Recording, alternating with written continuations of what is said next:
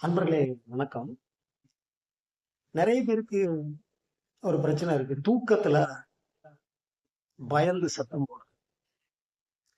தூங்கிக்கிட்டே இருக்க சமயம் என்னாச்சு அப்படின்னா, அந்த ஒரு சொப்பனம் வருது.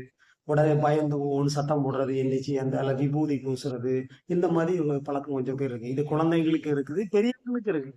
கண்டிப்பா இந்த இதுல இருந்து பிரச்சனையில இருந்து ஈஸியா நம்ம வெளியே வந்துடலாம். அதுக்கு ஒரு ஸ்லோகம் இருக்கு.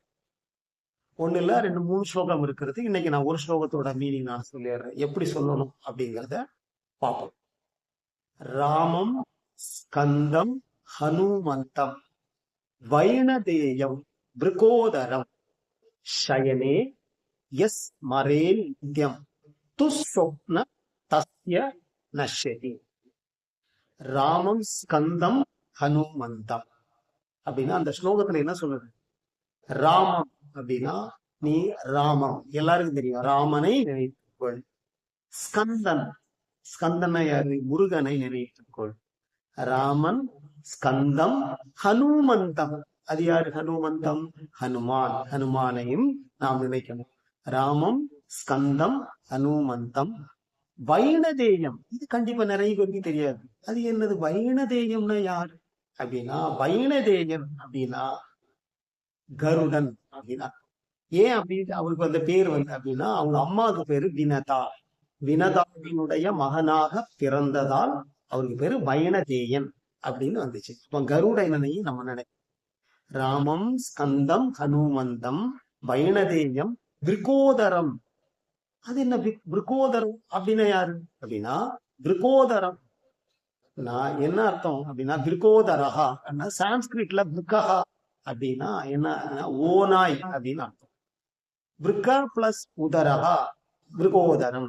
ஓநாய் மாதிரி வயிற்றை உடையவன் அப்படின்னு நம்ம என்ன நினைப்போம் அப்படின்னா, பஞ்சபாண்டவர்களில் ஒருவரான பீமன் அப்படிங்கிறவர் அதிகமா சாப்பிடுவார்.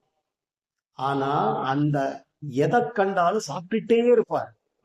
அதே மாதிரி ஓநாயி என்ன பண்ணுவோம் அப்படின்னா, அது இந்த நான் ஸ்டாப் மாதிரி சாப்பிட்டுட்டே இருக்கும். அந்த ஓநாயுடைய வயிறு மாதிரியே இந்த பீமனும் சாப்பிட்டுட்டே இருக்கிறதுனால பீமனுக்கு பிருகோதரன், விருக்கம் மாதிரி உதரத்தை உடையவன், ஓநாயை போல உதரத்தை அந்த வயிறை உடையவன் அப்படின்னு அர்த்தம். அதனால பிருகோதரன் அப்படின்னா பீமன். பீமனையும் நினைத்து கொள்ள வேண்டும். எப்படி சொல்றது? ராமம், ஸ்கந்தம், ஹனுமந்தம், வைணதேயம், விருகோதரம். சயனே அப்படின்னா தூங்குறதுக்கு முன்னாடி. சயனே எஸ் மரே நித்தியம். யார் இந்த 5 பேர்களையும் நினைத்து கொண்டு அவங்கள மனதால நினைத்து கொண்டு சயனே எஸ் மரே நித்தியம் டெய்லி தூங்குறாங்களோ அவங்களுக்கு என்னன்னா துஸ்வப்ன தஸ்ய நஸ்யதி. துஸ்வப்னம், சொப்னம் அப்படின்னா கெட்ட சொப்னம்.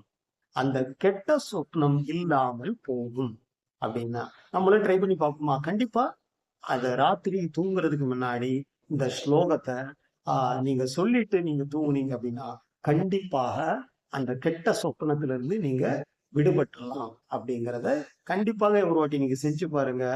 அந்த கெட்ட சொப்பனத்திலிருந்து நீங்களும் விடுபட்டு ஒரு சுகமான ஒரு தூக்கத்தை நீங்கள் அடைவீர்கள் என்று நான் நினைக்கிறேன். நன்றி, வணக்கம்.